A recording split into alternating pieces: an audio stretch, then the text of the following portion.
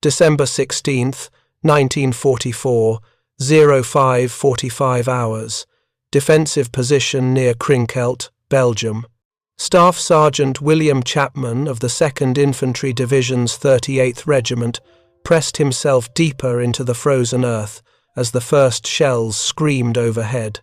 The pre-dawn darkness erupted with sound, not the familiar whistle of incoming artillery, but something different. Sharp cracks in the air above the tree line, explosions without impact, airburst patterns that violated every principle of artillery fire Chapman had learned at Fort Benning.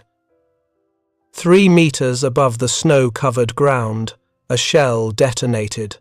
No contact with trees, earth, or structure, just empty air transforming into lethal fragments. Then another, and another.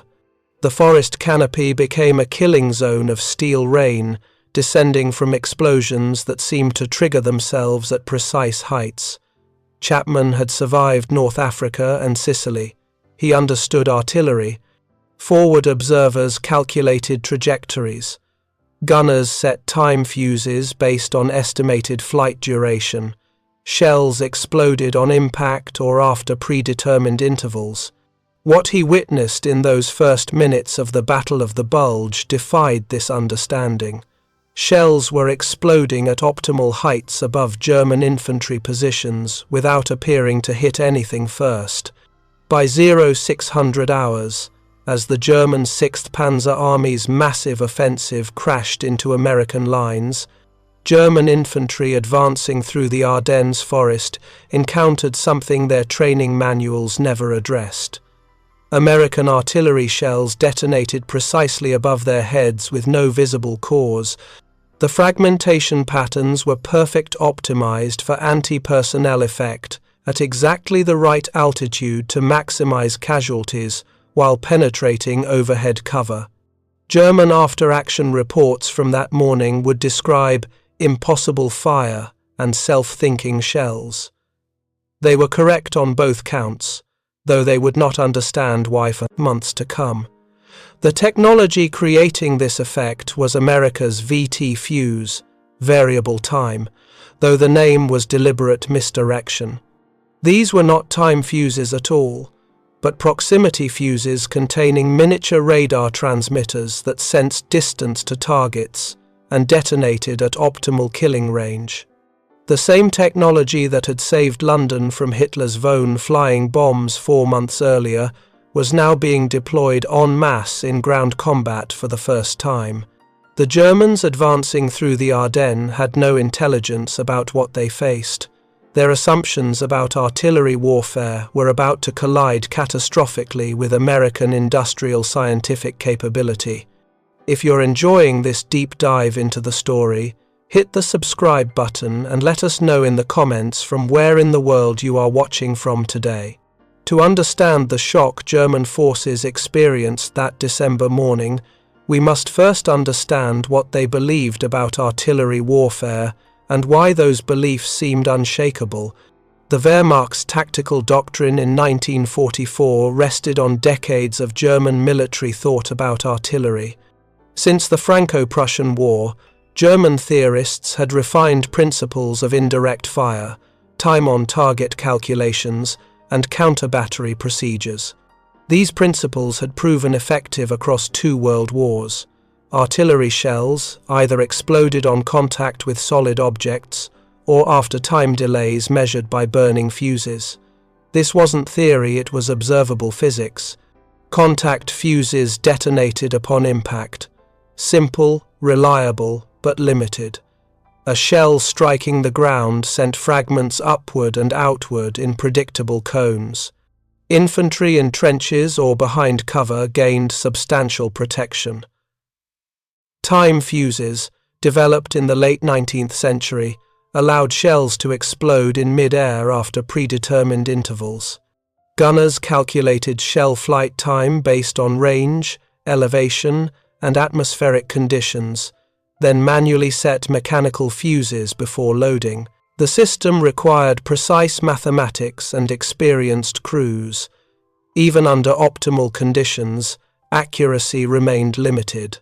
Estimates suggested that achieving effective airburst fire required approximately 2,000 shells to neutralize 1 hectare of area containing dispersed infantry. German artillery doctrine acknowledged these limitations. The Wehrmacht compensated through concentration of fire, massing guns to saturate target areas with overwhelming shell volume. This approach proved effective in earlier campaigns where Germany possessed artillery superiority. By late 1944, however, German industrial capacity could no longer sustain the massive ammunition expenditures their doctrine required. Shell production had declined 30% since 1943 due to Allied bombing of chemical plants producing explosives. The average German artillery battalion on the Western Front in December 1944 possessed approximately 60% of its authorized ammunition stocks, insufficient for sustained operations. The Germans launching the Ardennes offensive understood these constraints. Field Marshal Walter Model, commanding Army Group B, had calculated that limited ammunition supplies required achieving breakthrough within 48 hours. After that point, artillery support would diminish rapidly. The plan depended on shock, momentum, and the assumption that American forces would respond predictably to conventional artillery preparation. This assumption rested on German intelligence assessments of American technological capabilities, assessments that were fundamentally, catastrophically wrong. German military intelligence in 1944 operated under severe limitations. The Abwehr, Germany's military intelligence service, had been largely dismantled earlier that year following Admiral Wilhelm Canaris's dismissal and arrest. Responsibility for tactical intelligence fell to Fremde Heere West Foreign Armies, West, under Colonel Alexis von Roen. This organization had been decimated by the July 20th bomb plot against Hitler. Von Roen himself would be executed in October 1944 for his peripheral involvement. By December, German intelligence on the Western Front functioned with reduced staffing, limited resources, and leadership terrified of providing pessimistic assessments that might trigger Hitler's wrath. More fundamentally, German intelligence operated within conceptual frameworks that made certain technological developments literally unthinkable. German scientists and engineers were among the world's finest. They had developed jet aircraft, ballistic missiles, and advanced armor. Their theoretical physics led the world in several domains. This very excellence created blind spots. German experts had investigated proximity fuse concepts extensively. Multiple research programs at universities and industrial laboratories had explored using radio, acoustic, or magnetic proximity sensors to trigger artillery shells.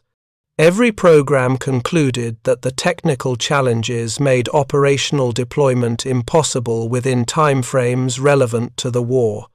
The problems seemed insurmountable. Radio proximity fuses required miniature vacuum tubes capable of surviving 20,000 times gravitational force during firing accelerations that shattered conventional tubes instantly. The fuses needed compact radio transmitters and receivers, stable power sources, and electronic circuits that could withstand not only firing acceleration, but also 15,000 revolutions per minute rotational velocity as shells spun in flight. German physicists calculated that even if these obstacles could be overcome, mass production at scales relevant to modern warfare was economically impossible. A single proximity fuse would require manufacturing precision exceeding that of fine instruments, making each unit prohibitively expensive. These weren't merely pessimistic assessments. They represented sound engineering judgment based on Germany's industrial capabilities in the early 1940s. German industry excelled at precision manufacturing of complex systems in limited quantities, exactly the wrong industrial profile for proximity fuse production. When German intelligence received reports in 1943 suggesting Americans might have developed proximity fuses, technical experts dismissed them as disinformation. The technology, they insisted, was theoretically possible but practically impossible given wartime constraints. This conviction hardened into doctrine. By 1944, German military intelligence simply stopped looking for evidence of American proximity fuses. When the technology appeared in the Pacific Theater, German analysts attributed American anti-aircraft success to superior radar fire control, an explanation that fit their understanding of possible technological development. Reports from German forces in France during the Vosne campaign mentioned unusually effective British anti-aircraft fire, but again, analysts attributed this to improved radar and fire control systems rather than fundamentally new fuse technology. The irony was profound. While German scientists concluded proximity fuses were impossible, American industry was producing 40,000 units daily by mid-1944. The program, centered at Johns Hopkins Applied Physics Laboratory under Dr. Merle Tuve's direction, had solved every problem German engineers considered insurmountable. Miniaturized vacuum tubes, developed by Sylvania Electric and Raytheon, survived firing forces through innovative designs, using no glass envelope.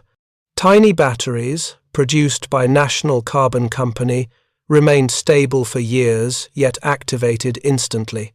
Production techniques developed by over 100 American factories turned devices requiring instrument maker precision into mass-produced commodities. By December 1944, American forces possessed millions of proximity-fused shells. The technology had proven itself in the Pacific, where VT-fused anti-aircraft shells dramatically increased kill rates against Japanese aircraft. In August 1944, British anti-aircraft guns equipped with American VT fuses had achieved 82% interception rates against Vosne flying bombs, effectiveness German observers witnessed but could not explain. Throughout this period, proximity fuses remained among the war's most closely guarded secrets, protected at classification levels matching the Manhattan Project. The decision to employ proximity fuses in ground combat represented calculated risk. Every shell fired carried potential intelligence compromise. If German forces recovered intact fuses, they would gain insight into technology their scientists deemed impossible. This risk had prevented earlier ground deployment. American commanders wanted the weapon available for the Normandy invasion but were overruled. The security risk seemed too great. Through summer and autumn 1944, as Allied forces advanced across France and into Belgium, proximity-fused artillery shells remained in depots, unused despite their potential effectiveness. The German Ardennes offensive changed this calculation. On December 16, 1944, as German forces achieved complete tactical surprise and threatened to split Allied armies, American commanders made the decision. Proximity fuses would be deployed immediately in ground combat. The potential intelligence compromise seemed acceptable given the crisis. Orders went out to artillery units across the Ardennes sector. VT fuses were authorized for immediate use. Strict protocols governed their employment. Fuses would be fired only in areas where German recovery was unlikely over German-held territory during retreats, or in areas subject to immediate American counterattack. Every dud shell had to be accounted for and recovered, if possible. American artillery crews had trained with VT fuses for months, but never employed them in combat. The fuses arrived in distinctive packaging marked with special handling instructions. Loading procedures differed from standard high-explosive shells. Each fuse contained a safety mechanism, preventing premature detonation. The device armed itself only after the shell had traveled a minimum distance and achieved stable flight. Crews received minimal technical information. They knew the shells would explode at optimal height above targets without requiring time fuse calculations. They did not know how this worked. The technology remained compartmentalized even from the soldiers employing it. The effect on German forces was immediate and devastating. Artillery that previously required extensive ranging and adjustment now achieved first-round effectiveness. Forward observers called for fire on German concentrations. Within minutes, shells detonated precisely above targets, sending steel fragments through overhead cover that would have protected against ground-burst shells. German infantry discovered that their standard defensive techniques, taking cover behind trees, in shell holes, behind rubble, provided no protection against fragments descending from above. German after-action reports from the first days of the Ardennes offensive describe confusion and mounting casualties from artillery that behaved inexplicably. Units advancing through forested areas encountered fire that seemed to target the tree canopy, creating killing zones beneath. Soldiers seeking cover in building ruins found shells exploding at rooftop level, fragments penetrating downward. Standard counter-battery procedures proved ineffective. American guns could achieve optimal airburst without the lengthy adjustment period that normally allowed German forces to identify and engage enemy batteries. The psychological impact matched the physical casualties. Veteran German soldiers understood artillery. They had developed instincts for survival, reading trajectories, identifying safe zones, timing movements between salvos. These instincts suddenly became worse than useless. Shells that should have exploded on impact with tree branches instead detonated at perfect height above the ground. Shells that should have required careful time fuse calculation achieved instant airburst effectiveness. German troops began reporting that American artillery seemed guided by some form of intelligence, shells that thought and decided when to explode. Technical officers at German divisional headquarters struggled to explain what their forward units reported. Initial theories focused on improved American radar fire control. Perhaps the Americans had developed automated systems that calculated optimal burst heights with unprecedented accuracy. This explanation satisfied some analysts. It fit within understood technological parameters, but it failed to account for specific observations from the field. American shells were detonating at consistent heights regardless of terrain, weather conditions, or target characteristics. The precision suggested not better calculation but some form of active sensing. A few German officers proposed more radical theories. Perhaps the shells contained barometric fuses that triggered at specific altitudes. This would explain consistent burst heights, but seemed impractical. Barometric fuses were sensitive, expensive, and unreliable in combat conditions. More importantly, German intelligence had no evidence Americans possessed such technology at production scales relevant to artillery warfare. Another theory suggested acoustic fuses triggered by reflected sound waves. German researchers had explored this concept and abandoned it as impractical. Sound propagation varied too much with atmospheric conditions to provide reliable triggering. What none of these theories addressed was the fundamental question: how could Americans deploy any advanced fusing technology in sufficient quantities to equip standard artillery shells? German officers knew their own industrial limitations. Germany struggled to produce enough conventional ammunition. The idea that Americans could mass-produce complex electronic fuses seemed economically absurd. This assumption that advanced technology meant limited production blinded German analysis. They could not conceive of an industrial system capable of producing millions of sophisticated electronic devices as standard ammunition components. The reality would have seemed impossible to German observers. By December 1944, American industry had transformed proximity fuse production into routine manufacturing. The program, initiated in 1940, had required fundamental reorganization of American electronics capabilities. Pre-war, the United States electronics industry focused on consumer products, radios, telephone equipment, basic electrical components. Vacuum tube production totaled approximately 100 million units annually, primarily large tubes for home radios and industrial equipment.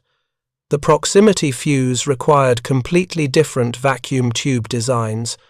Standard tubes used glass envelopes far too fragile for artillery service. Designers at Sylvania Electric, working with applied physics laboratory specifications, developed tubes using metal and ceramic construction with no glass components. The tube elements were suspended within metal shells using flexible mounting that absorbed shock forces. Under normal conditions, such tubes would fail quickly due to gas contamination. For proximity fuses, short operational life measured in seconds made this acceptable. The tubes needed only to function during shell flight. Production scaling represented extraordinary achievement. Sylvania's specialized facility in Emporium, Pennsylvania, employed over 5,000 workers producing miniaturized vacuum tubes exclusively for proximity fuses. By peak production in mid-1944, the plant manufactured 400,000 tubes daily. Raytheon's operation in Newton, Massachusetts, added 300,000 daily. Total American production of specialized proximity fuse tubes exceeded 15 million monthly, more than total pre-war American vacuum tube production of all types. This represented complete industrial transformation accomplished in under 4 years. The batteries posed equally complex challenges.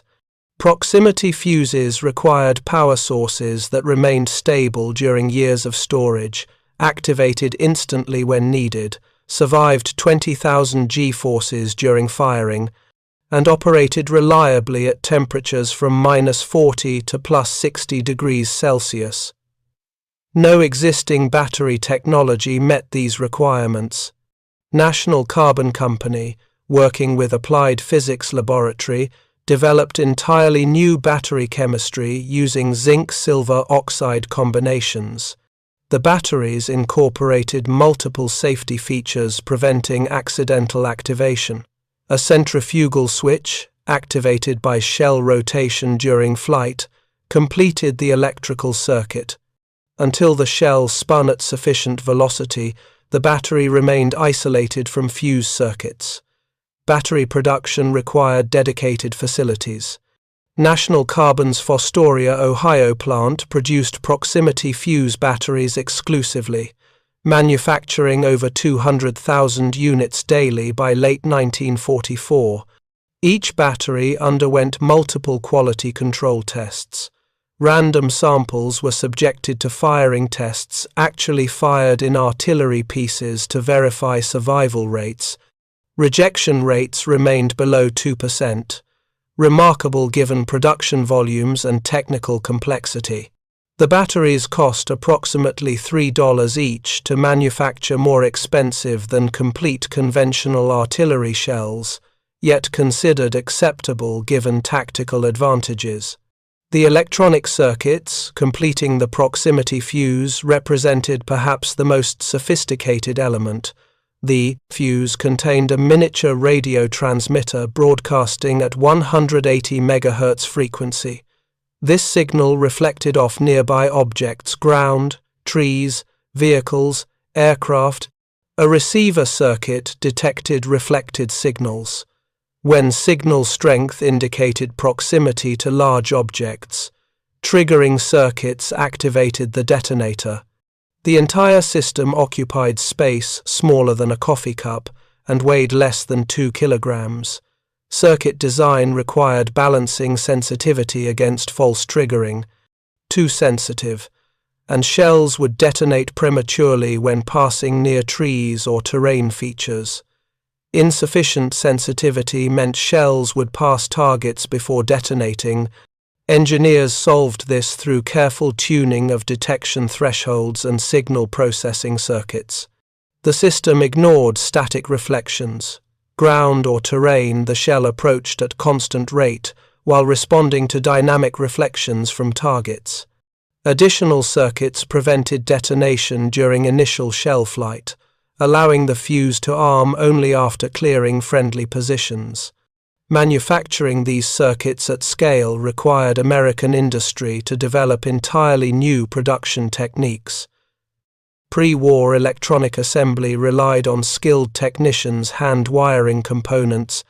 Proximity fuse production demanded assembly line methods, producing thousands of identical units daily with consistent quality.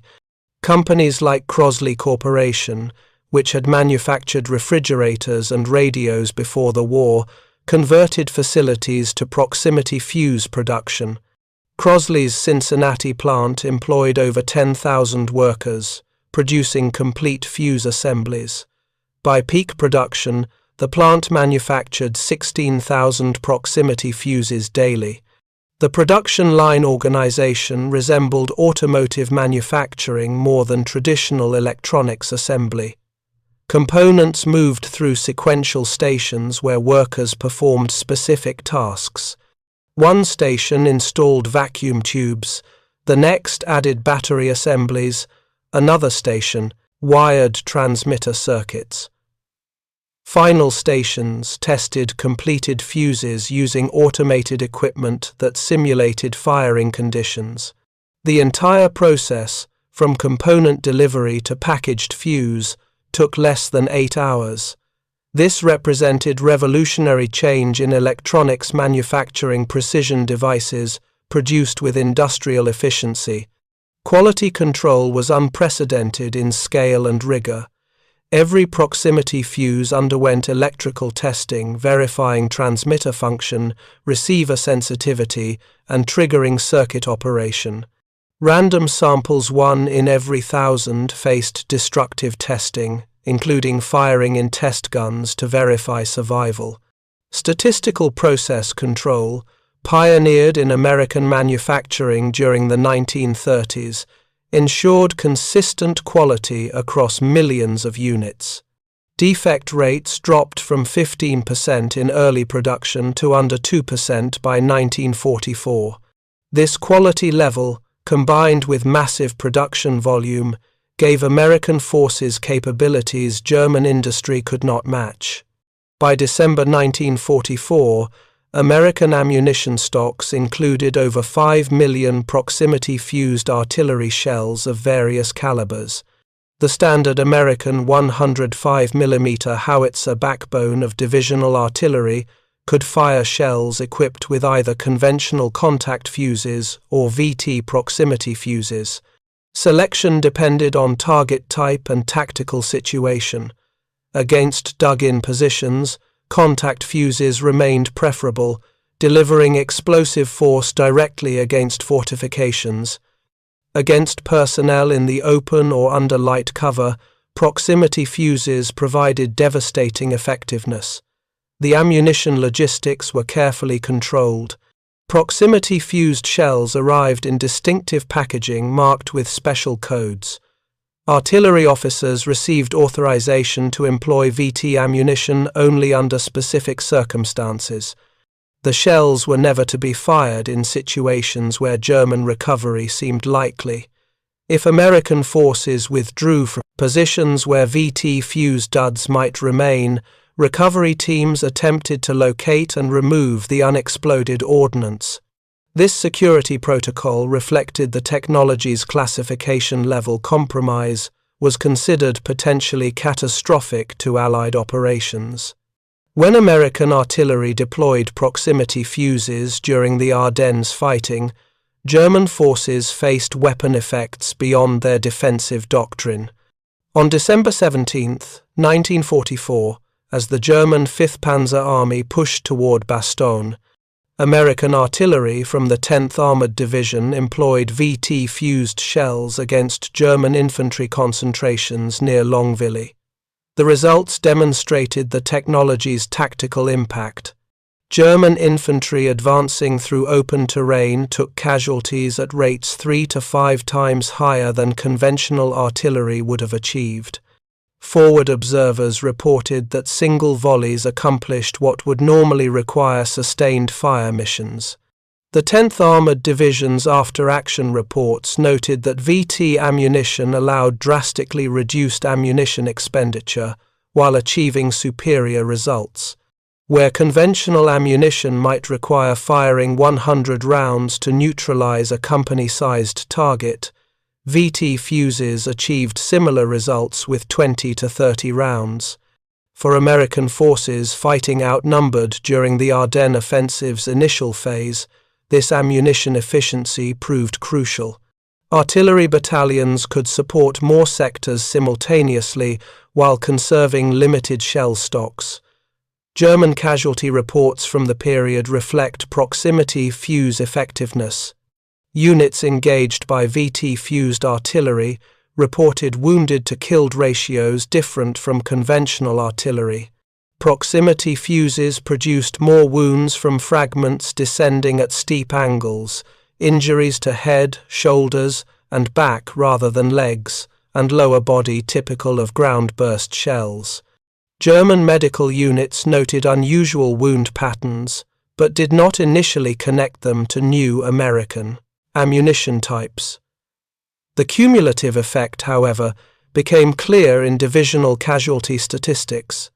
German units facing American artillery during the Ardennes offensive sustained higher casualties per shell fired than earlier campaigns suggested was normal. By December 20th, as American forces stabilized defensive lines and began preparing counterattacks, proximity fuse deployment expanded. Artillery battalions supporting the defense of Bastogne received authorization for unlimited VT ammunition use. The encircled 101st Airborne Division, supplied by air, received VT-fused shells as priority cargo. On December 23rd, as weather cleared and Allied air support resumed, American artillery around Bastogne employed proximity fuses in coordinated fire missions, supporting infantry counterattacks. The combination of accurate artillery and air superiority shattered German offensive momentum. German forces attempting to tighten the encirclement around Bastogne encountered artillery that seemed to anticipate their movements. American forward observers, increasingly confident in VT ammunition effectiveness, called for fire with reduced safety margins. Shells detonating precisely above targets meant friendly forces could operate closer to impact areas than conventional artillery permitted. This tactical flexibility allowed American infantry to coordinate closely with artillery support, advancing immediately after fire missions, exploiting German disorganization before defenders recovered.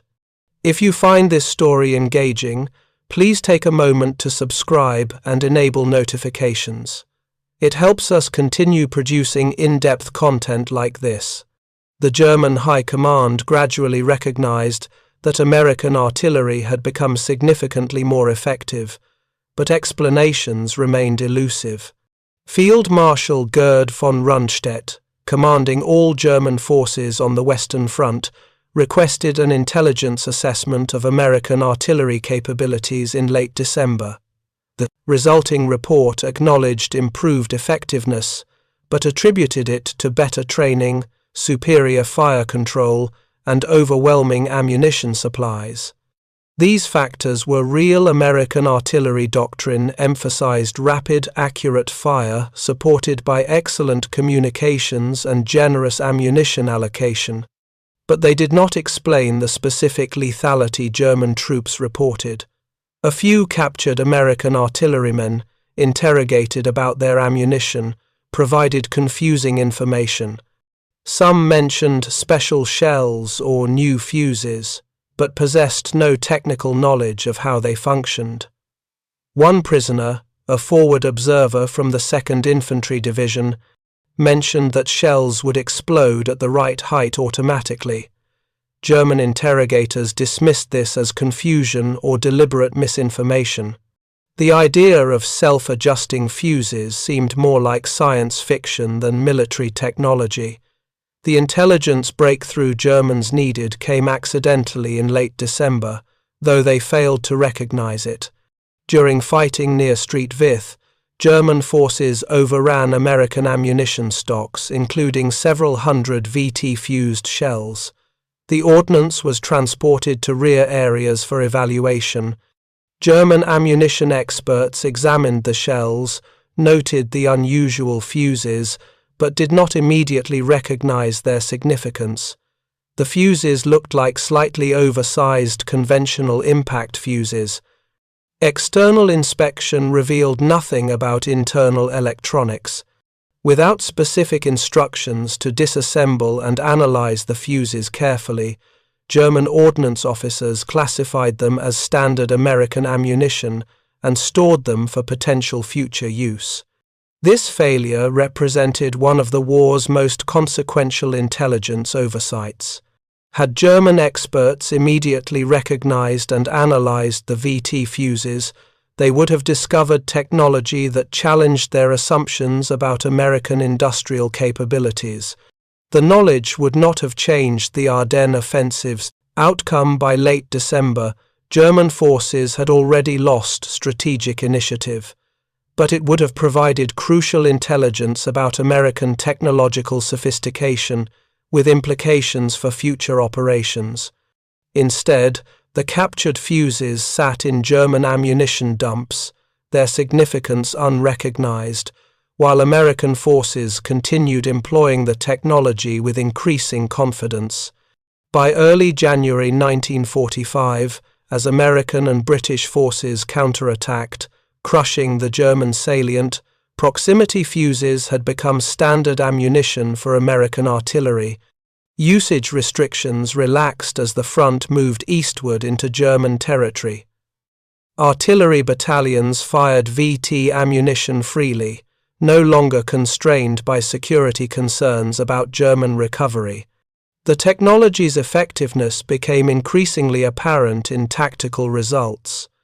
American artillery achieved fire mission objectives with significantly reduced ammunition expenditure. German forces attacking American positions faced defensive fires that inflicted unprecedented casualties. The statistical evidence was compelling. American artillery battalions typically calculated ammunition requirements based on pre-war doctrinal formulas, shells required per target type, adjusted for range, weather, and other factors. These formulas assumed conventional ammunition with contact or time fuses. When VT ammunition became available, battalions discovered they achieved mission objectives with 60 to 70% of the calculated shell requirement. This efficiency improvement represented direct translation of technological superiority into tactical advantage. Fewer shells meant artillery could support more sectors, sustain fire longer, and maintain effectiveness despite limited ammunition supply. German forces facing this improved American artillery developed fatalistic attitudes.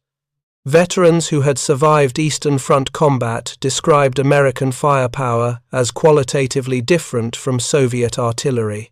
Soviet forces employed overwhelming volume, thousands of guns firing in coordinated barrages that saturated target areas through sheer quantity. American artillery achieved a similar destructive effect, with far fewer guns firing fewer shells, but with much greater precision and consistency. German soldiers darkly joked that American shells were more intelligent than German generals. The shells, at least, knew when to explode. This psychological dimension of proximity fuse warfare deserves emphasis. Beyond the physical casualties and tactical disadvantages, German forces faced weapon systems that violated their understanding of technology. For soldiers trained in Wehrmacht doctrine, artillery followed predictable patterns. Experienced troops learned to assess danger by sound, the whistle of incoming shells, the crump of impacts. They developed survival instincts based on artillery behavior they understood. Proximity fuses undermined these instincts.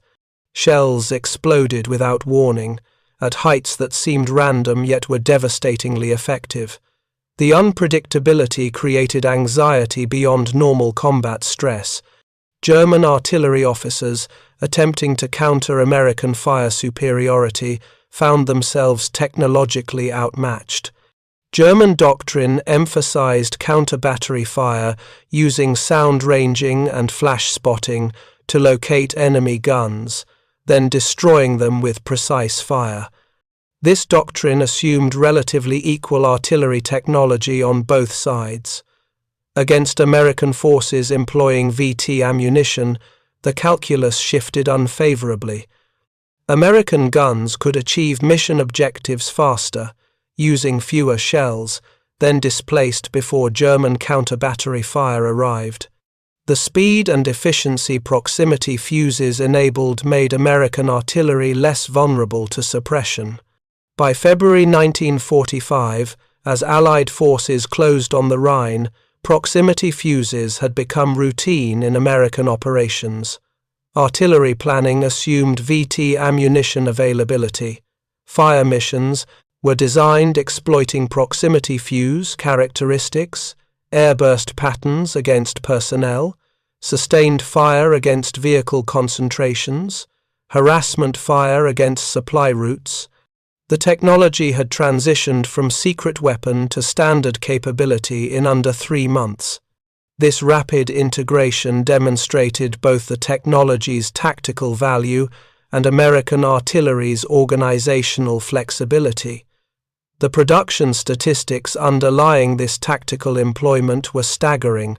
From program initiation in 1940 through war's end in 1945, American industry manufactured 22 million proximity fuses of all types.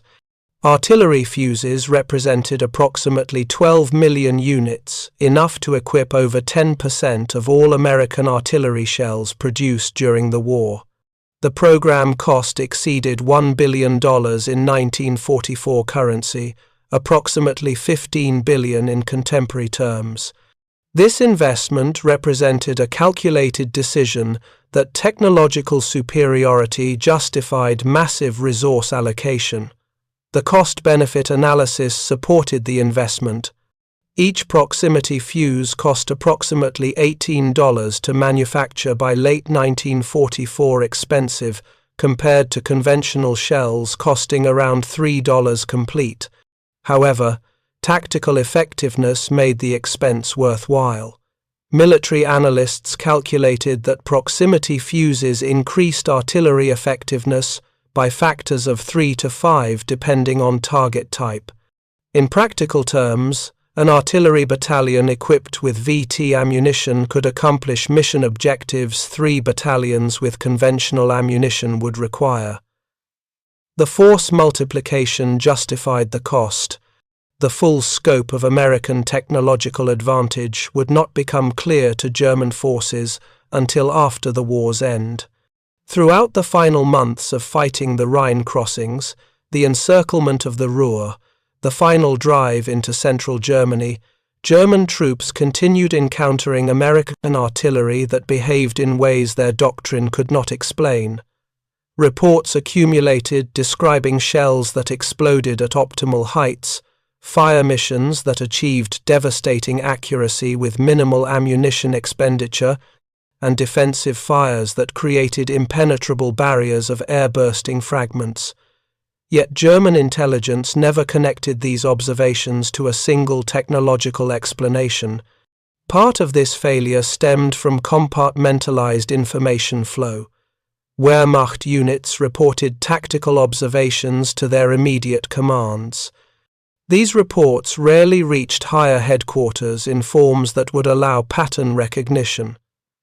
By spring 1945, German military organization was fragmenting under relentless Allied pressure. Communications broke down. Staff officers focused on immediate crises rather than long-term intelligence assessment. The systematic analysis that might have identified proximity fuses as a unified explanation for observed American artillery effectiveness simply never occurred. More fundamentally, German commanders and technical experts remained trapped by their initial assumptions. They had concluded that proximity fuses were impossible given wartime industrial constraints.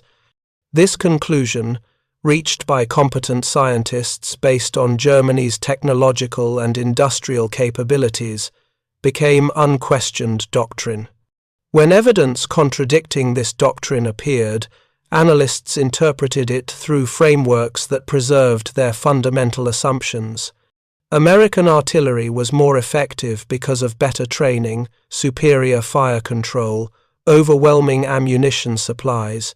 Any explanation seemed more plausible than mass-produced electronic fuses. The psychological investment in this position ran deep. Acknowledging that Americans had achieved what German engineers deemed impossible would require admitting fundamental errors in assessment. It would suggest that American industrial scientific capabilities exceeded German, and understanding by margins too large to ignore. For a military establishment that prided itself on technical sophistication and engineering excellence, such admission would be devastating. Easier to attribute American success to quantitative advantages, more shells, more guns, more ammunition, than to confront qualitative superiority in the technological domain where Germany considered itself supreme.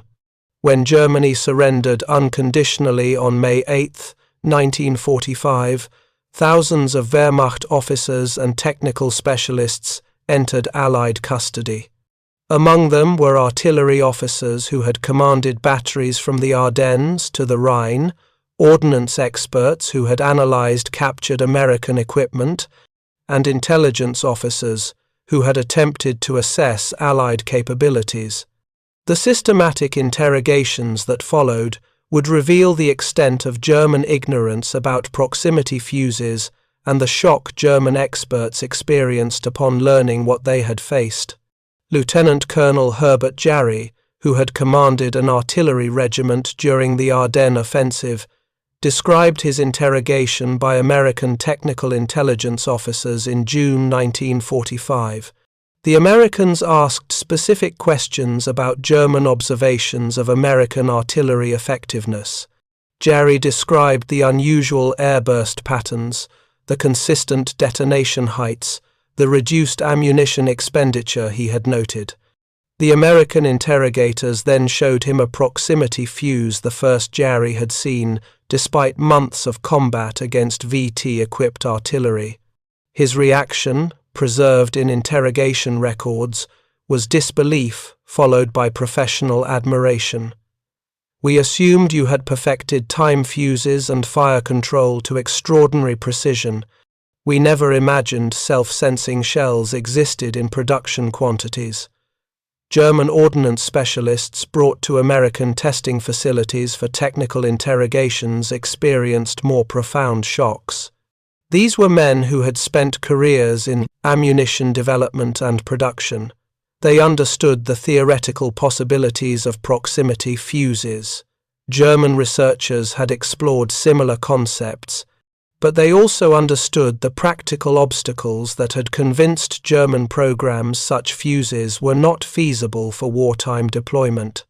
Being shown American VT fuses in quantity, learning of production volumes exceeding 20 million units, discovering that manufacture had been routinized to automotive assembly line standards, this contradicted everything they believed possible. Dr. Heinrich Vogel, who had directed proximity fuse research at a Wehrmacht proving ground, was among those interrogated about German knowledge of American VT technology. His responses, recorded in detail, revealed the completeness of German intelligence failure. Vogel confirmed that German researchers had investigated proximity fuses extensively. They had developed prototype acoustic fuses, experimental radio frequency sensors, and barometric triggers. Every program had encountered insurmountable obstacles. Miniaturization proved impossible with available vacuum tubes. Power supplies could not survive firing forces. Production costs made mass deployment economically absurd. German research concluded that proximity fuses might be possible in theory, but were impractical for artillery use during the war. When shown American VT fuses and told of production volumes, Vogel's reaction combined technical admiration with strategic dismay. The miniaturized vacuum tubes alone represented manufacturing achievements he had considered impossible. That Americans had developed these tubes, created reliable batteries, designed functional circuits, and then mass-produced millions of complete fuses, all while fighting a global war, indicated industrial scientific capabilities that dwarfed German equivalents. Vogel estimated that Germany lagged at least 10 years behind American electronics development. More significantly, he suggested that German industrial organization, emphasizing small-scale precision production, could never have achieved the mass production scales American industry accomplished routinely. These interrogations revealed a pattern across German technical specialists. They did not lack scientific knowledge or engineering skill. German physics, chemistry, and engineering were world-class. What they lacked was experience with the kind of industrial scientific integration American industry had developed. German research proceeded from universities and government laboratories to industrial production through sequential steps. American programs, particularly the proximity fuse development, integrated research and production from the beginning. Scientists at Applied Physics Laboratory worked directly with production engineers at manufacturing facilities. Design modifications improving manufacturability occurred continuously.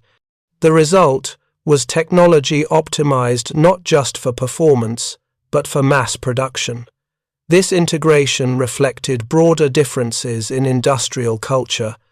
American industry in the 1940s emphasized standardization, interchangeable parts, and high-volume production legacies of automotive manufacturing practices. German industry valued craftsmanship, precision, and sophisticated engineering excellent for producing advanced weapons in limited quantities, unsuitable for mass-producing complex electronics. The proximity fuse program succeeded because it matched technology to American industrial strengths.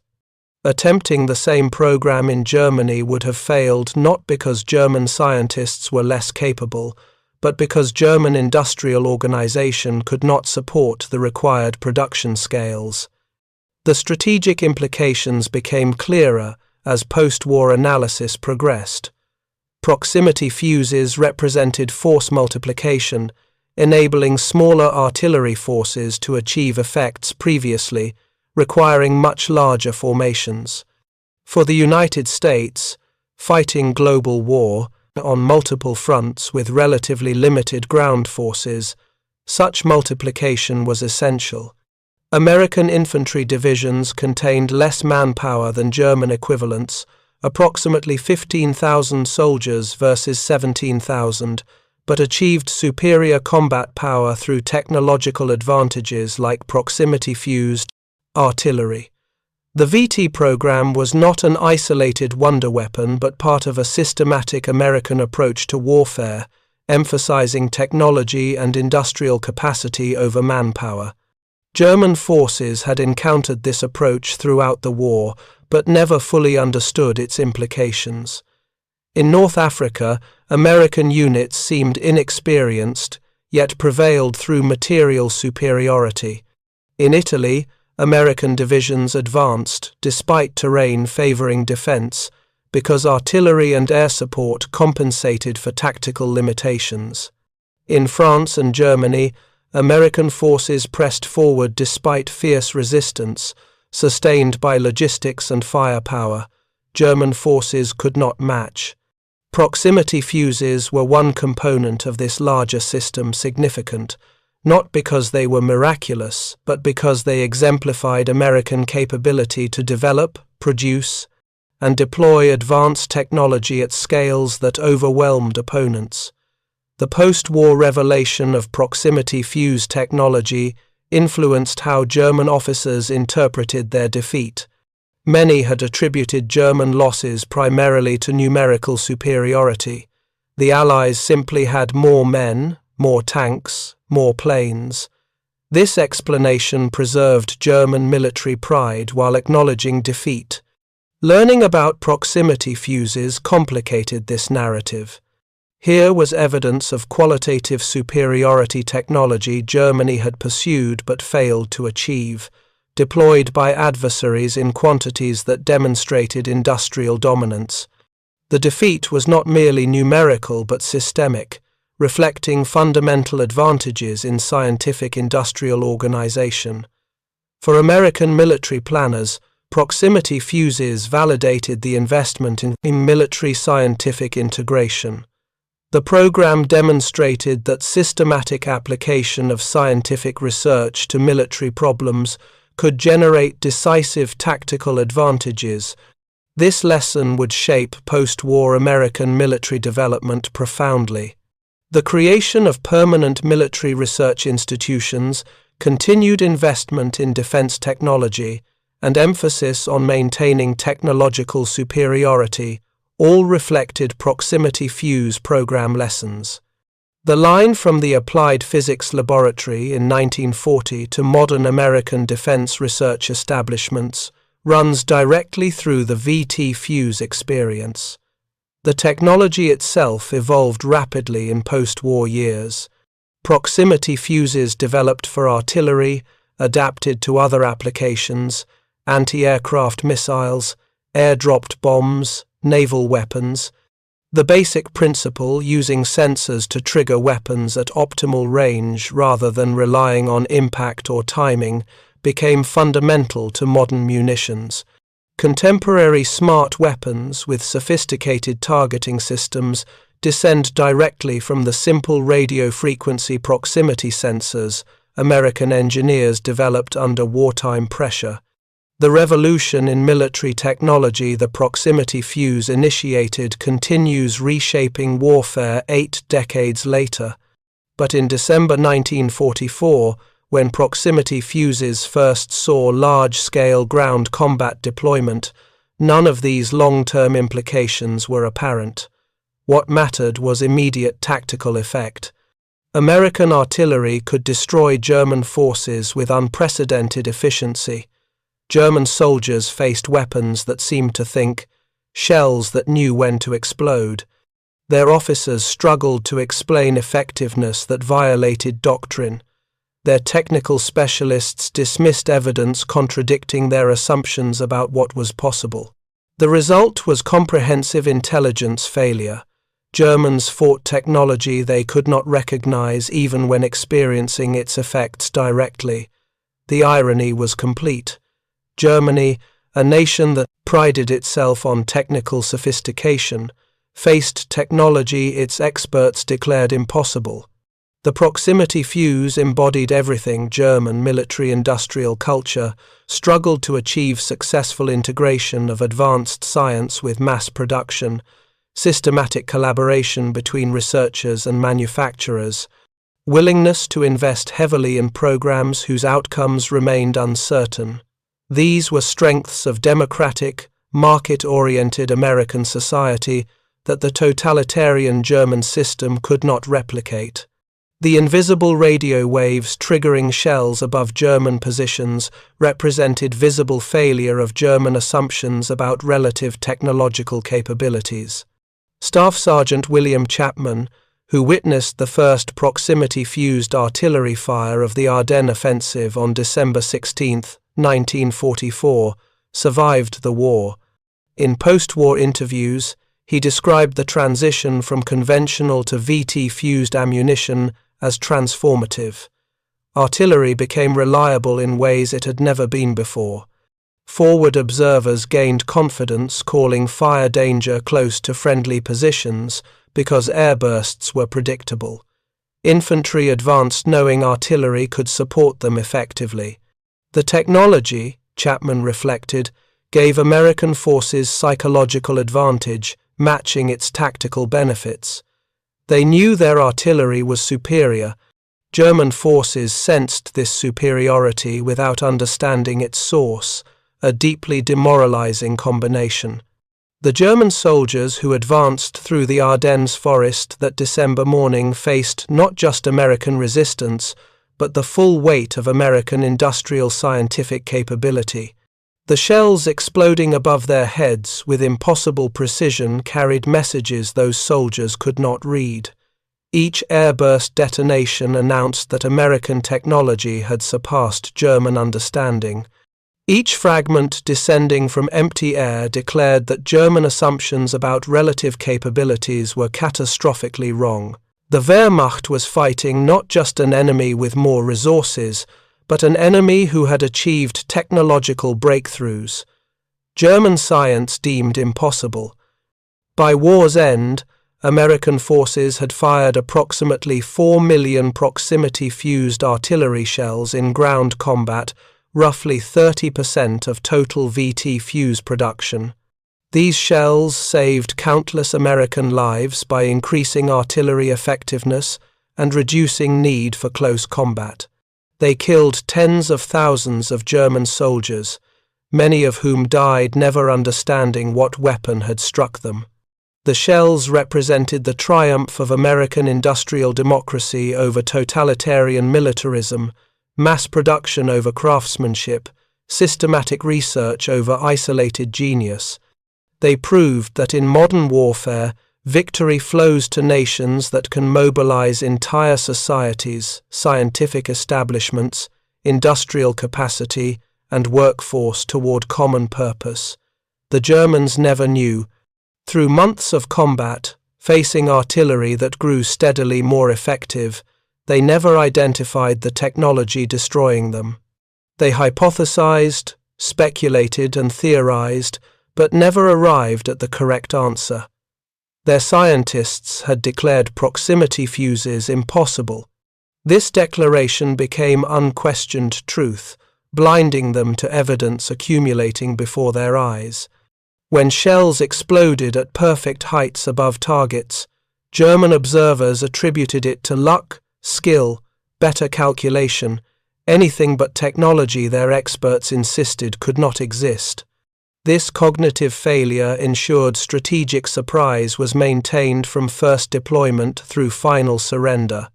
The proximity fuse remained classified until September 1945, 4 months after Germany's defeat. The War Department's public announcement described it as one of the most important weapons developed during the war, surpassed in effectiveness only by the atomic bomb. For German technical specialists reading this announcement, the comparison was devastating.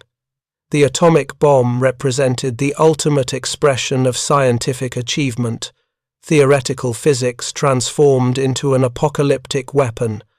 That proximity fuses were considered remotely comparable suggested the scale of German technical intelligence failure. They had been fighting weapon systems ranked alongside the century's most significant technological achievement, and they never knew it existed. The announcement initiated a flood of technical publications explaining VT fuse development, production, and deployment. German scientists reading these papers recognized names, vacuum tube designs similar to concepts they had explored, circuit architectures they had considered, manufacturing techniques they had dismissed as impractical. The American achievement lay not in revolutionary physics or unknown engineering principles, but in systematic solution of problems German programs had abandoned. Where German researchers concluded obstacles were insurmountable, American engineers found solutions through persistence, collaboration, and industrial scaling. The lesson was humbling. Technological superiority required more than scientific brilliance. It demanded organizational capability to translate ideas into mass-produced reality. This organizational dimension deserves final emphasis. The proximity fuse succeeded because American society possessed structures enabling large-scale collaboration. Universities conducted basic research. Industrial laboratories developed practical applications. Manufacturing companies created production systems. Government agencies coordinated efforts and provided resources. Labor unions negotiated workforce cooperation. Thousands of workers contributed specialized skills without knowing the final products. This distributed, collaborative approach generated results that the centralized, hierarchical German system could not match. The fuse was not an invention of singular genius, but a product of systematic social organization directed toward a common goal. Thank you for watching. For more detailed historical breakdowns, check out the other videos on your screen now, and don't forget to subscribe. On the morning of April 1st, 1945, Lieutenant Commander Malcolm Cagle stood on the flight deck of the USS Hancock, watching his ordnance crew struggle with what looked like a telephone pole strapped beneath a Corsair fighter. The weapon measured 11.75 inches across and stretched nearly 10 feet long, weighing in at 1,300 pounds. The Japanese had never seen anything like it. More importantly, they had no defense against it. This was the Tiny Tim rocket, and this morning it would be paired with something even more revolutionary: radar guidance that could find targets through clouds, smoke, and the chaos of battle. The Japanese Navy had built their defensive doctrine around visual spotting and manual anti-aircraft fire. That doctrine was about to become obsolete. The Pacific War in 1945 had reached a critical phase. American forces were closing on the Japanese home islands, but each mile cost blood. At Iwo Jima, which had fallen just weeks earlier, nearly 7,000 Americans died, taking an island 8 square miles in size. Okinawa, the next target, would be worse. The Japanese had learned that they couldn't win conventional engagements anymore, so they adapted. They hid their ships in harbors protected by mountains. They positioned artillery in caves that American spotters couldn't see. They launched kamikaze attacks under cover of weather that grounded American fighters. If you're enjoying this deep dive into the story, hit the subscribe button and let us know in the comments from where in the world you are watching from today. The American response required a weapon that could reach targets regardless of visibility, terrain, or weather. It needed the punch of a bomb but the speed of a rocket. And it needed to be accurate enough to justify its massive cost in materials and engineering hours. The Tiny Tim rocket had been designed to provide the punch, but accuracy had remained a problem until someone suggested pairing it with the new generation of airborne radar systems that had been developed for night fighters and patrol bombers. The idea seemed straightforward on paper. Mount a radar set in the nose of a fighter bomber, use it to locate targets through any weather, then release a massive rocket that could penetrate ship armor or collapse bridge structures. In practice, every element of this system pushed the boundaries of what 1940s technology could achieve. The radar units were temperamental, requiring constant calibration. The rockets themselves were barely stable in flight, and the aircraft carrying them had to withstand the violent recoil of launching what amounted to a small missile from under their wings. To understand why this weapon system represented such a leap, you need to understand what came before it. American naval aviation in the Pacific had relied primarily on dive bombing and torpedo attacks. Dive bombing required clear weather, and exposed the attacking aircraft to concentrated anti-aircraft fire during the final approach. Torpedo attacks worked well against ships in open water, but were nearly useless against vessels anchored in protected harbors. Both methods depended on visual identification of the target, which meant Japanese forces could simply wait for bad weather to move supplies, reposition ships, or launch their own attacks. The Tiny Tim rocket had been conceived back in 1943 at the California Institute of Technology, where a team of engineers led by Charles Lauritsen was exploring ways to give aircraft the firepower of naval guns.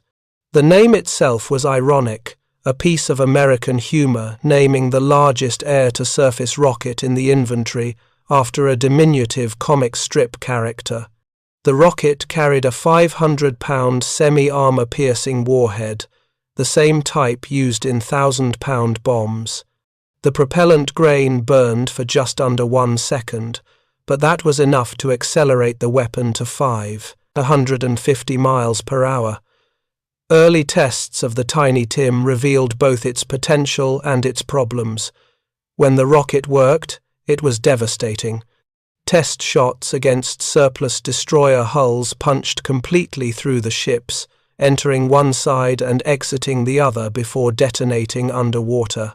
Against concrete bunkers, the weapon could penetrate 6 feet of reinforced construction. The problem was consistency. The rocket's sheer size created aerodynamic instabilities that made accurate aiming nearly impossible. Pilots reported that launching a Tiny Tim felt like someone had grabbed their aircraft by the tail and shaken it. The recoil could throw a fighter off course by several degrees, and at the distances involved, a few degrees meant missing the target by hundreds of feet. Engineers tried multiple solutions. They experimented with different fin designs. They adjusted the propellant mixture to change the burn rate. They modified the launching rails to ensure cleaner separation from the aircraft. Each change helped incrementally, but the fundamental problem remained. The rocket was simply too large and too powerful to be fired with the kind of precision that aerial warfare demanded. A pilot had to point his entire aircraft at the target, account for the rocket's drop and drift, release it at exactly the right moment, and hope that nothing went wrong during the brief but violent launch sequence. By late 1944, Tiny Tim rockets were in service but rarely used. Pilots preferred more reliable weapons. The rocket's poor accuracy meant that it was only deployed against targets large enough and important enough to justify expending such an expensive and temperamental weapon. Bridges occasionally qualified. Large ships in open water qualified. But most of the time, conventional bombs did the job with less drama and more predictability. Then, someone in the Navy's Bureau of Aeronautics had an idea that seemed almost absurd. What if you could guide the rocket after launch? Not with the rocket itself, but with the aircraft's targeting systems. The technology existed.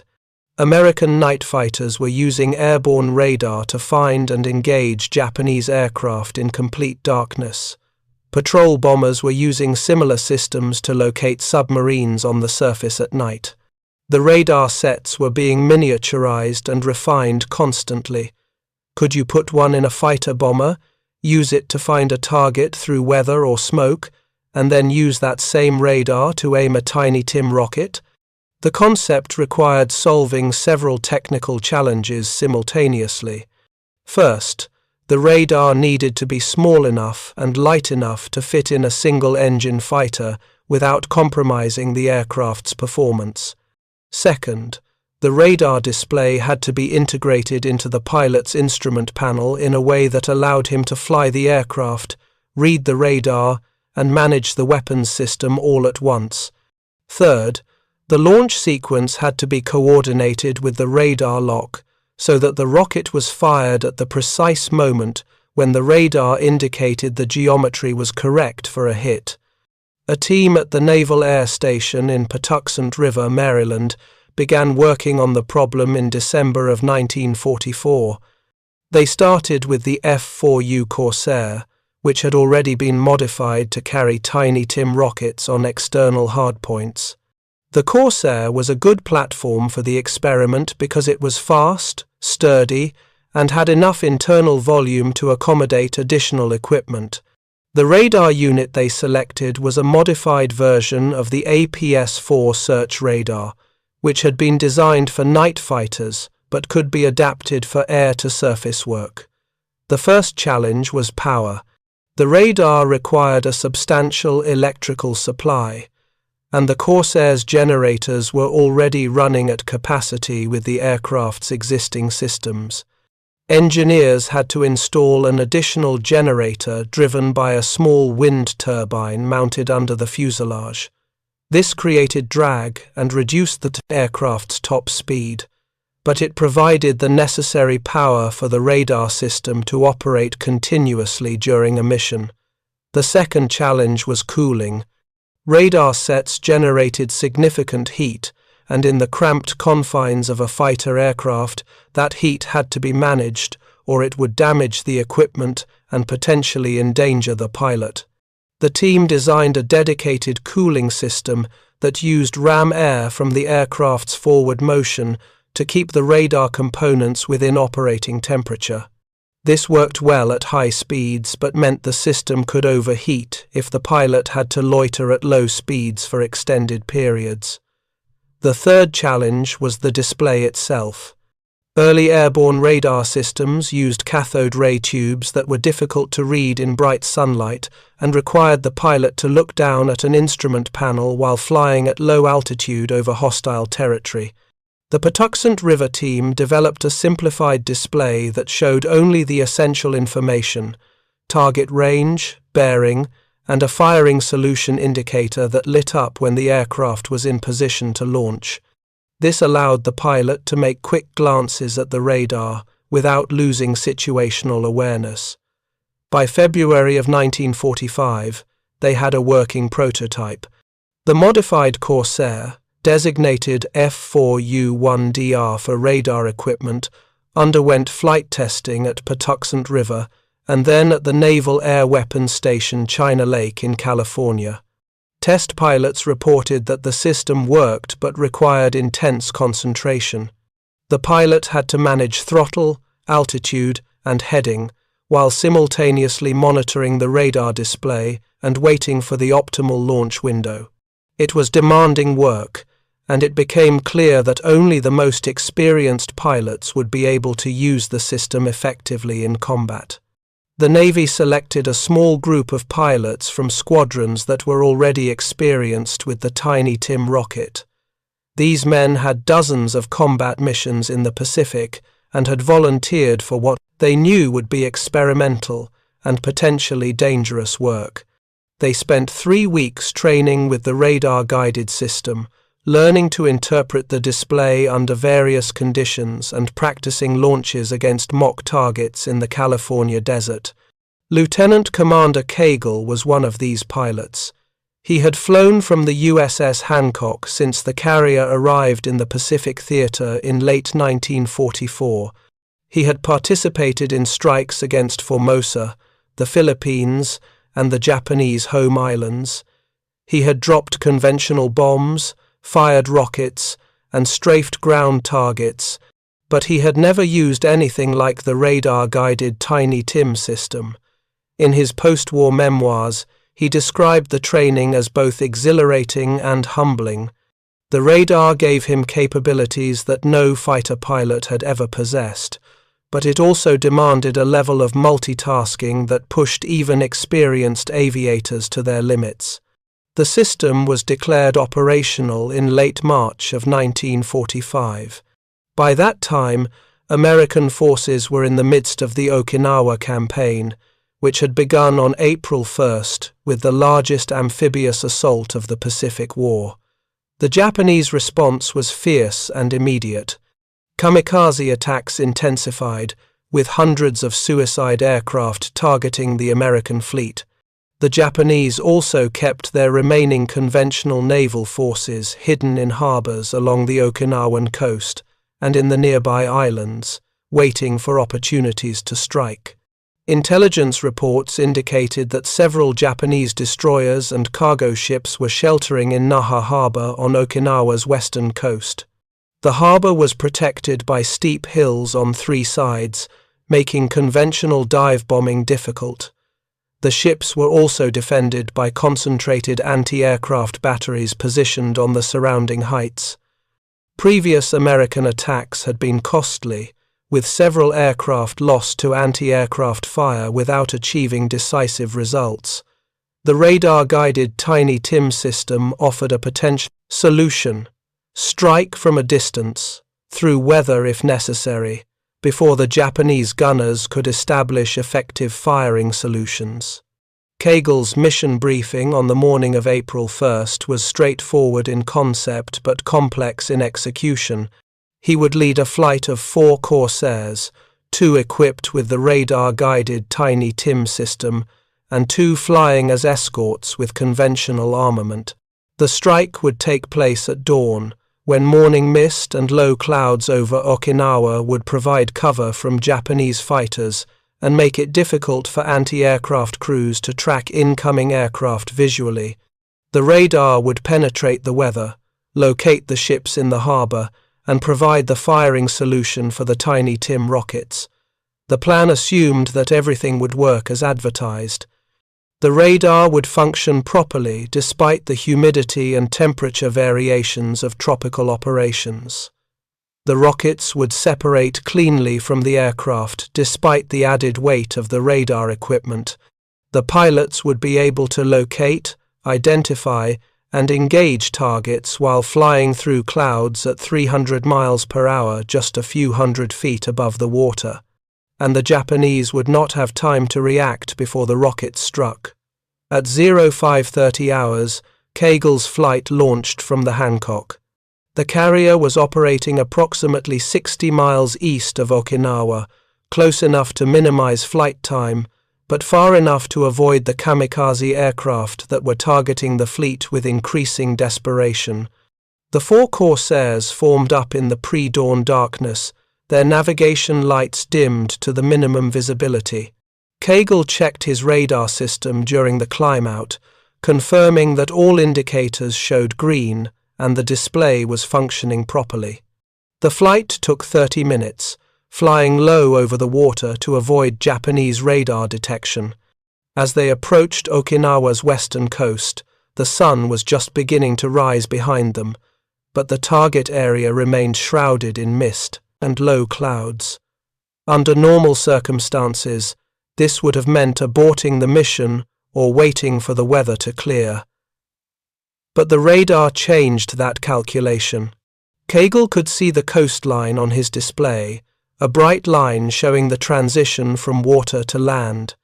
Beyond it, the harbor appeared as a dark area surrounded by the bright returns of the hills. And there, inside the harbor, were 6 distinct contacts. The radar couldn't tell him what kind of ships they were, but the size and positioning of the returns suggested something significant. 3 of the contacts were clustered together near the harbor's northern end, while 3 more were spaced along the western shore. Kagle made a quick decision. He would target the northern cluster with his radar-guided Tiny Tim, while his wingman, also equipped with the system, would engage one of the ships along the western shore. The attack run required precise coordination of speed, altitude, and heading. Kagle descended to 500 feet, well below the cloud deck, but high enough to give the rocket's trajectory clearance over the harbor's surrounding terrain. He adjusted his heading to align with the strongest radar return in the northern cluster, a contact that his radar indicated was approximately 400 feet long. That suggested a destroyer, or possibly a large cargo vessel. The firing solution indicator on his display began to flicker as the geometry approached optimal. Kagle made small corrections with his stick, keeping the aircraft stable despite the turbulence caused by the early morning thermal conditions. His thumb rested on the rocket release button, waiting for the solid green light that would indicate the precise moment to fire. At a range of 2,000 yards, the indicator went solid green. Kegel pressed the release button. The Tiny Tim rocket separated from its hard point beneath the Corsair's right wing with a violent shudder that jolted the entire aircraft. For 1 second, the rocket's motor burned, accelerating the 1,300-pound weapon toward its target at a rate that no human eye could follow in the hazy conditions. Kegel felt the aircraft lurch as the rocket's weight disappeared, and he immediately applied the opposite rudder to compensate for the sudden asymmetry. He couldn't see the impact. The mist and clouds obscured the harbour completely from his position, but the radar told him everything he needed to know. The bright return that had indicated the target ship suddenly fragmented into multiple smaller returns and then diminished significantly. Something large had just been hit hard enough to break apart or sink rapidly. His wingman fired 3 seconds later, targeting one of the contacts along the western shore. Again, the radar showed the target's return, fragmenting and diminishing. 2 rockets fired, 2 targets hit. Kegel pulled up into the clouds, evading the anti-aircraft fire that was now beginning to reach his altitude. The Japanese gunners were firing blind, putting up a barrage in the general direction of the engine sounds they had heard, but without visual contact, their accuracy was poor. The flight regrouped above the clouds and turned east toward the Hancock. Behind them, Naha Harbour was experiencing chaos. 2 ships had been struck by weapons that had appeared out of nowhere, penetrating the weather and the harbour's defensive geography as though neither existed.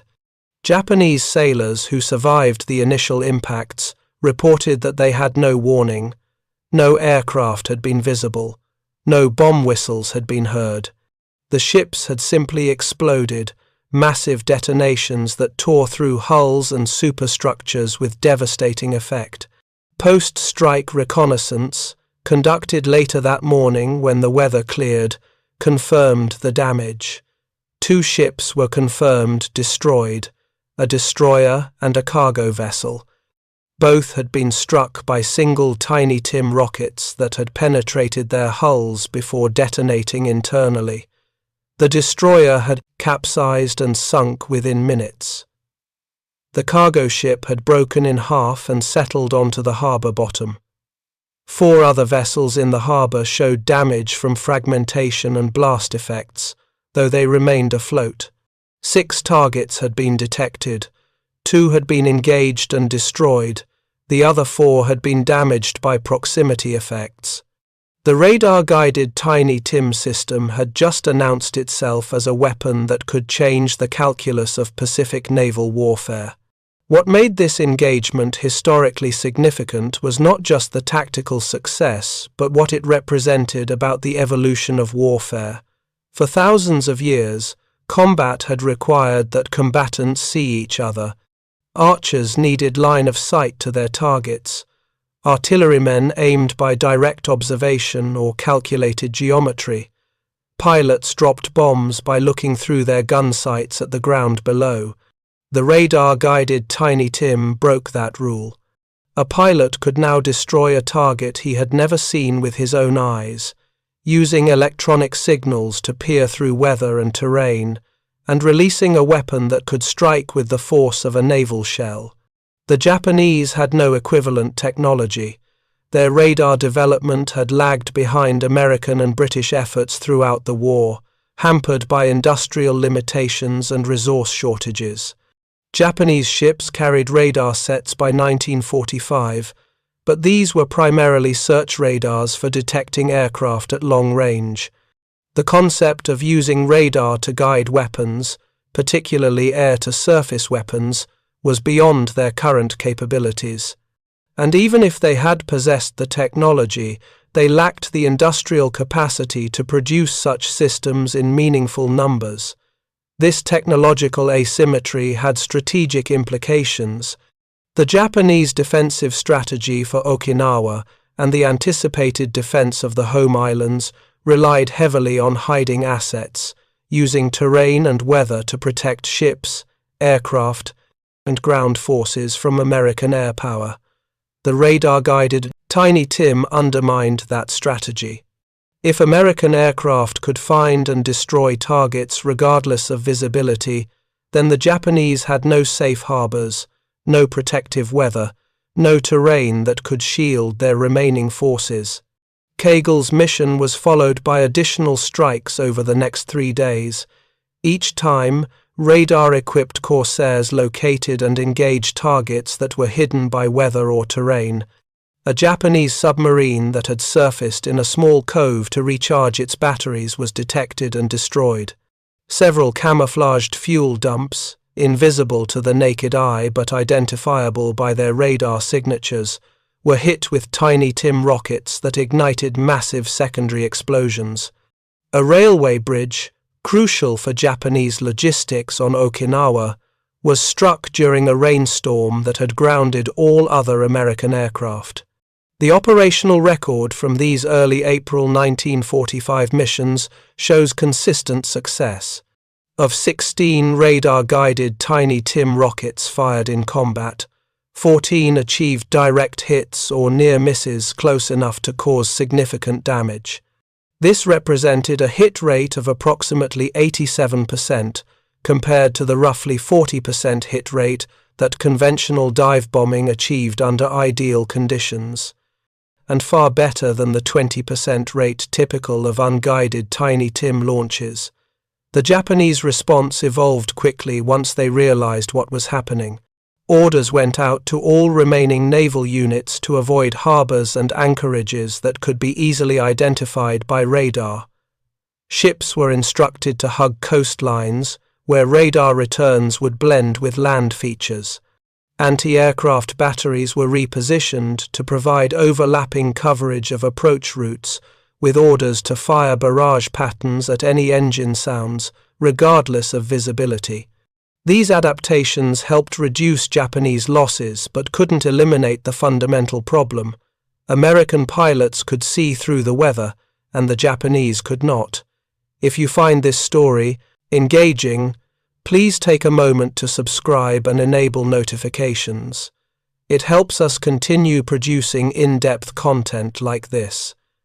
The technical achievements behind the radar-guided Tiny Tim system rested on several engineering breakthroughs that had occurred during the war years. The radar itself descended from British cavity magnetron technology, which had revolutionized radar capabilities by allowing much shorter wavelengths and therefore much higher resolution. American engineers had refined this technology into compact units that could fit into single-engine aircraft without overwhelming the airframe or the electrical system. The display integration represented another crucial innovation. Early radar systems required dedicated operators who did nothing but watch the screen and call out contacts. Fighter pilots couldn't spare that kind of attention, so the display had to present information in a format that could be comprehended with brief glances. The solution was to strip away everything except target data and firing solutions, showing only the information necessary to complete the mission. This philosophy of simplified, task-specific displays would influence military aviation design for decades afterward. The rocket itself had undergone continuous refinement since its introduction. The 1945 version of the Tiny Tim incorporated improved fin designs that provided better stability in flight. The propellant mixture had been adjusted to produce more consistent thrust curves. The launching rails on the Corsair had been modified with roller assemblies that ensured cleaner separation. These incremental improvements, none of them revolutionary on their own, added up to a weapon that was significantly more reliable than the version that had first entered service. But reliability is different from accuracy, and here the radar made the crucial difference. Even with all the improvements to the rocket itself, unguided Tiny Tims remained difficult to aim precisely. The radar didn't make the rocket more accurate, it made the firing solution more accurate. The pilot knew exactly when to release, because the radar told him when the geometric relationship between aircraft, target, and weapon trajectory was optimal. The rocket still flew the same ballistic path, still suffered from the same aerodynamic instabilities, but it was being released at exactly the right moment, from exactly the right position, at exactly the right speed and altitude. This distinction between weapon accuracy and firing solution accuracy would become fundamental to future military technology. Modern precision-guided munitions rely on similar principles, provide the launching platform with precise information about target location, platform position, and environmental conditions, then calculate the optimal release parameters. The Tiny Tim system was a primitive version of this concept, using radar instead of GPS, manual flight instead of autopilot, and unguided rockets instead of laser-guided bombs. But the underlying principle was the same. The operational impact of the radar-guided Tiny Tim extended beyond the immediate tactical victories. Japanese naval commanders became increasingly reluctant to position ships anywhere they might be vulnerable to this kind of attack. This affected their ability to resupply isolated garrisons, evacuate wounded personnel, and reposition forces in response to American advances. The psychological effect was perhaps even more significant. Japanese sailors and soldiers had adapted to American air superiority by relying on concealment and weather. When even those defenses became unreliable, morale suffered. American intelligence intercepted several Japanese communications that referenced the new American weapon. One message, sent from a naval base commander on Okinawa to headquarters in Japan, described attacks by ghost aircraft that struck through clouds without warning. Another message requested urgent deployment of additional anti-aircraft guns and radar equipment, noting that conventional defensive measures were proving inadequate against precision bombing in all weather conditions. These messages revealed that the Japanese understood they were facing something qualitatively new, not just another incremental improvement in American capabilities. The technological edge represented by radar-guided weapons contributed to a broader pattern in the Pacific War's final months. The Japanese had entered the war with qualitative advantages in several areas, particularly in aircraft range and torpedo technology. By 1945, those advantages had evaporated.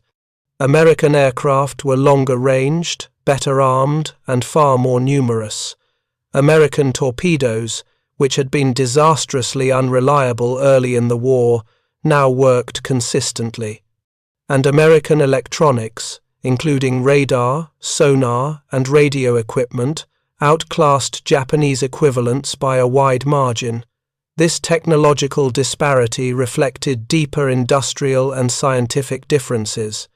The United States had mobilized its massive industrial base and its scientific community in coordinated fashion, exemplified by institutions like the Office of Scientific Research and Development, which coordinated military technology projects across universities, laboratories, and private companies. Japan had attempted similar mobilization but lacked the resources, the institutional framework, and increasingly the time to translate scientific knowledge into battlefield capabilities. The radar-guided Tiny Tim system represented one small part of this larger picture, but it illustrated the pattern clearly. The weapon combined cutting-edge electronics, advanced propellants, sophisticated manufacturing, and intensive pilot training. It required an industrial base that could produce precision components in quantity, a scientific establishment that could solve complex integration problems, and a military organization that could deploy new capabilities quickly.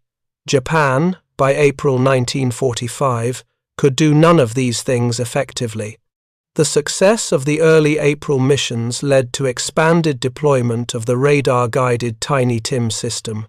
By mid-April 1945, 8 Corsairs had been modified with the radar equipment and assigned to squadrons operating from the carriers Hancock, Bennington, and Bunker Hill. The pilots selected for this duty represented the elite of naval aviation. Men with at least 50 combat missions, demonstrated proficiency in multiple attack profiles, and the temperament to handle the demanding workload of operating the radar system while flying combat missions. One of these pilots was Lieutenant James Swett, who had already earned the Medal of Honor for actions over Guadalcanal in 1943, where he had shot down 7 Japanese aircraft in a single mission before being forced to ditch his damaged fighter. Swett had transitioned to fighter-bomber operations and had become one of the Navy's most experienced pilots in ground attack work. In his diary entries from April 1945, he described the radar-guided Tiny Tim as both the most capable and most challenging weapon system he had ever used. Swett's account provides insight into what it was actually like to operate this system in combat. The physical demands were substantial. The pilot had to maintain formation with other aircraft during transit to the target area, navigate using traditional methods since the radar was not a navigation tool, and then switch mental modes to operate the radar system during the attack run. The radar display was dim even at maximum brightness, requiring the pilot to momentarily adapt his eyes to the darker instrument panel while still maintaining awareness of his position relative to terrain, other aircraft, and potential threats. The cognitive demands were even more intense. Reading the radar display required interpreting abstract representations of physical reality.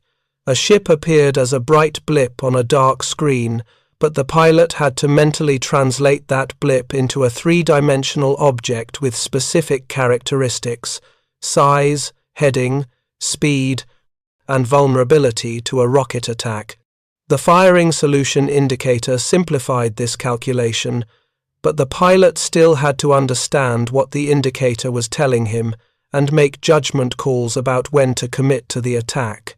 On April 14, 1945, Swett led a mission against Japanese positions on Ii-Shima, a small island northwest of Okinawa that was being used as a staging base for kamikaze attacks. Intelligence indicated that several buildings on the island housed aviation fuel and ammunition, making them high-priority targets. The problem was that the buildings were camouflaged and surrounded by similar structures, making visual identification difficult. Previous strikes had wasted ordnance hitting decoy buildings, while the actual targets remained untouched. Swett's approach used the radar to distinguish real from fake targets. Buildings containing large quantities of fuel or ammunition had different radar signatures than empty structures because the density of materials inside affected how radio waves reflected back to the receiver. It wasn't a perfect science, but Swett had learned during training that certain types of returns correlated with certain types of targets. A building that showed a bright, solid return was likely to contain something dense and substantial. A building that showed a weak or irregular return was probably empty or contained only lightweight materials. Flying at 1,000 feet through scattered clouds, Swett used his radar to scan the Ii-Shima complex.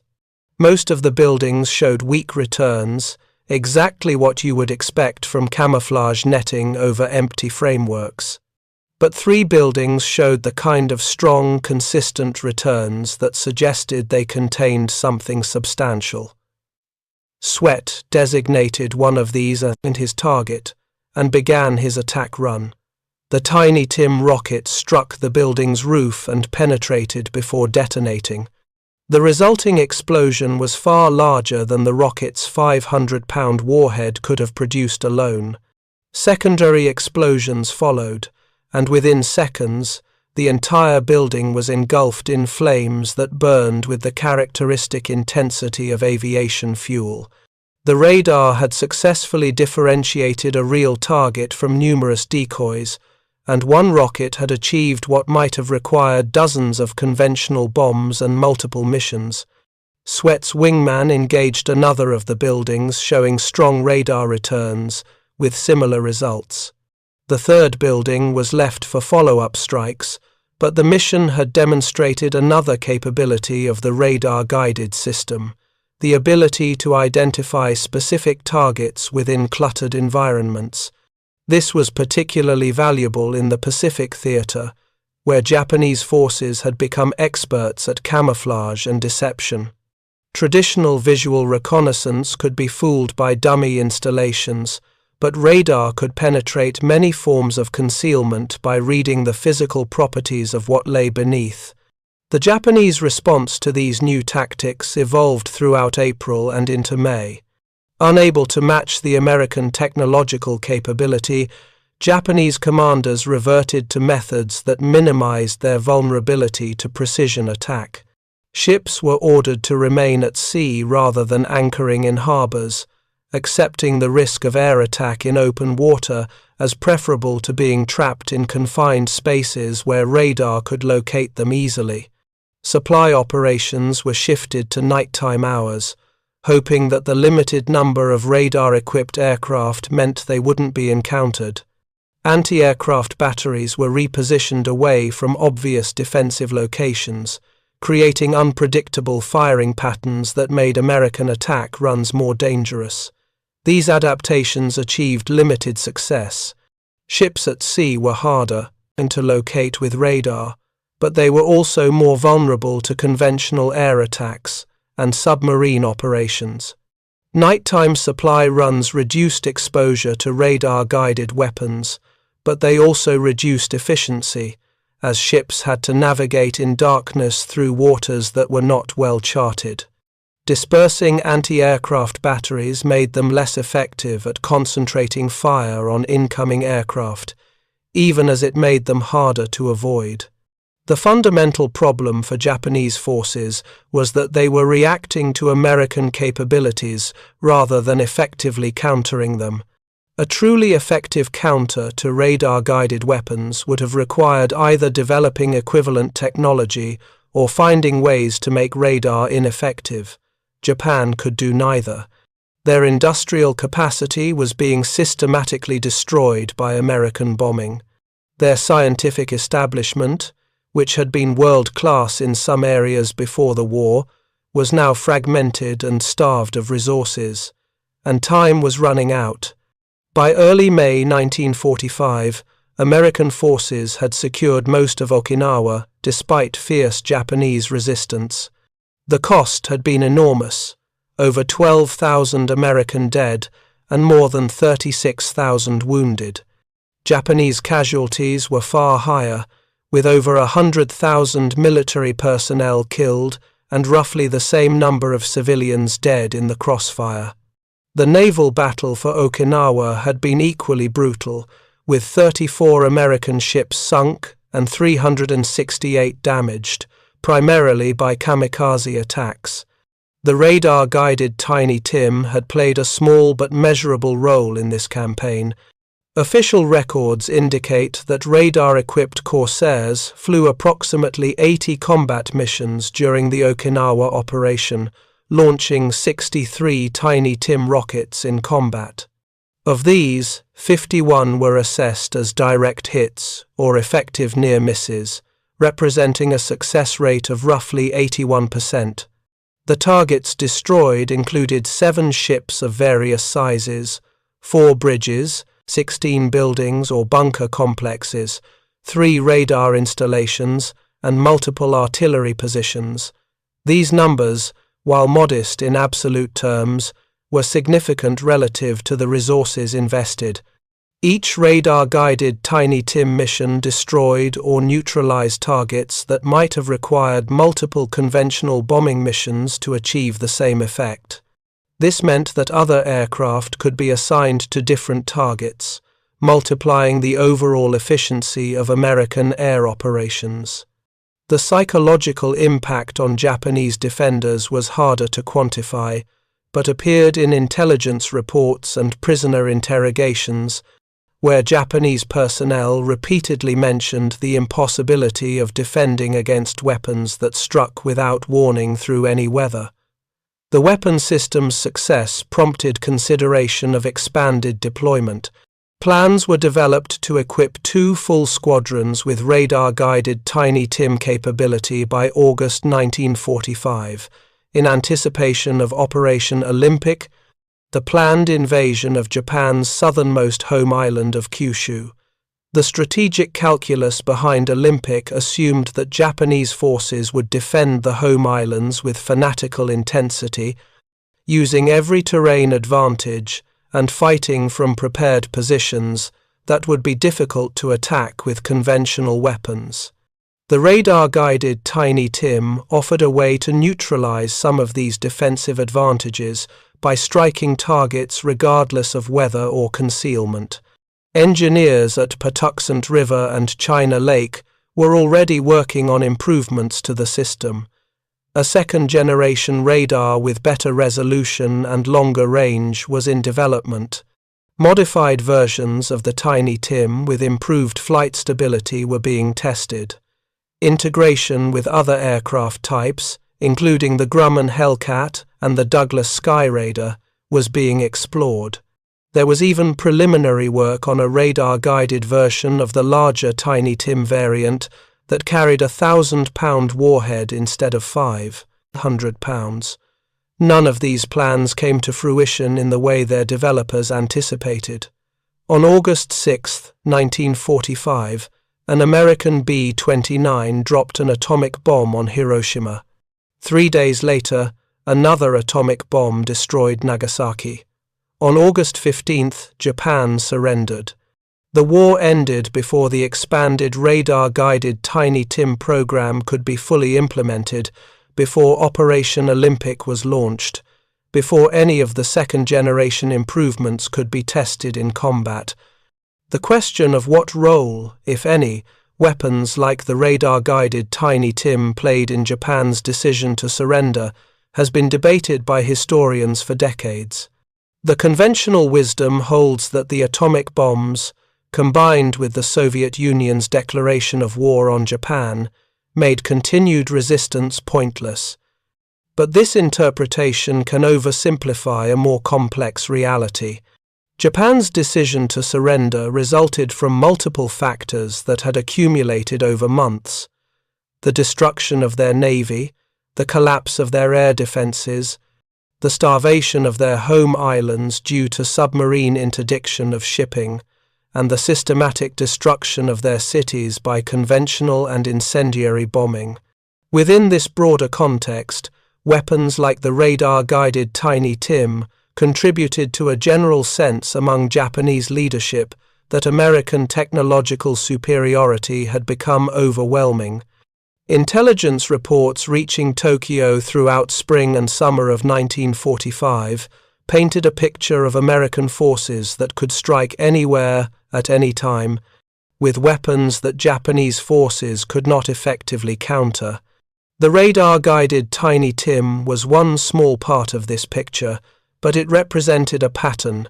Americans were solving military problems with technological innovation at a pace that Japan could not match.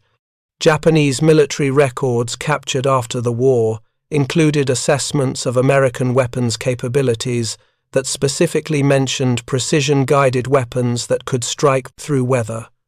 One report, prepared by a naval staff officer in June 1945, estimated that American technological advantages had become so substantial that even if Japan could mobilize every remaining resource for defense, the outcome of the war was no longer in doubt. The report recommended surrender negotiations, though this advice was not heeded for another 2 months. After the war ended, the radar-guided Tiny Tim system disappeared rapidly from the American arsenal. The rockets themselves were expensive to maintain and had been produced in limited numbers. The radar equipment was being superseded by new generations of electronics that were lighter, more reliable, and more capable. The aircraft that had been modified to carry the system were needed for other roles in the post-war drawdown. By 1946, the program had been officially terminated, with the remaining rockets expended in training exercises or disposed of as surplus. But the concept didn't disappear. The idea of using radar or other sensors to guide weapons toward targets became fundamental to military technology development in the decades that followed. The first generation of air-to-surface missiles in the 1950s used radar guidance principles similar to those pioneered with the Tiny Tim. Precision-guided munitions that became standard in the Vietnam War and later conflicts all descended conceptually from the same basic insight. Give the weapon or its launching platform precise information about target location, and accuracy improves dramatically. Lieutenant Commander Cagle, who had led the first successful radar-guided Tiny Tim mission in April 1945, remained in the Navy after the war and eventually reached the rank of Rear Admiral. In his retirement, he wrote extensively about his experiences, including detailed accounts of operating the radar-guided system. He noted that while the technology was primitive by later standards, the experience of using it was transformative. You felt, he wrote, like you could see through walls. The Japanese had nowhere to hide. Whatever advantage they gained from terrain or weather, we could neutralize them with electronics. It changed how you thought about warfare.